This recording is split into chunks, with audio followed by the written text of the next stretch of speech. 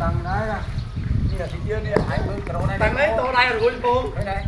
Bưng cái này đi nó ai nó nó Tầng tô đây chứ rồi. Ra đây.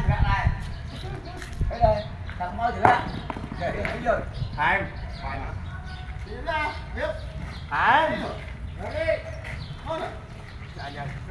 Cho anh qua này. Quay à. Ôi, rồi đi khoan hết. Quay, muối à. Tu ơi. Quay chơi trong luôn. Quay chơi trong luôn anh nhưng mà con anh đó anh chạy đọt bưng.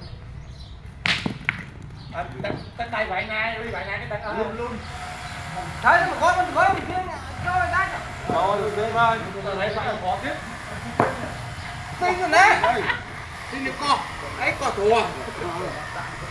Còn như nó nè. Nghe câu này. Luôn có pin.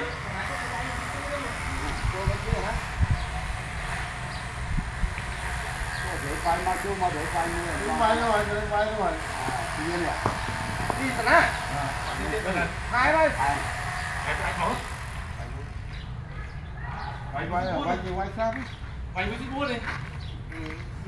Tìm man đi ra.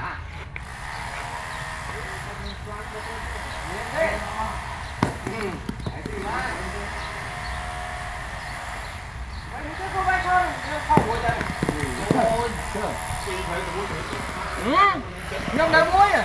Là phiêu mới kia là. Chú mới ngọt ăn. Chỗ đó. Muối chỗ mà hai vai rồi. Chỗ đừng muối nó cũng chui nè. Nó có chui. Muối à.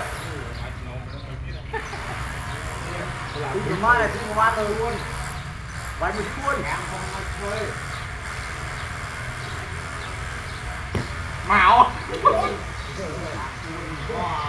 Thôi để đi, để. Có chưa đó, quay quanh nghe châu đấy à.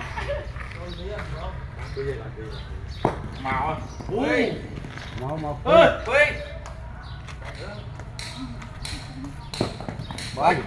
Nó trong con má rồi. Ui. Ui mẹ, phụ ai một con.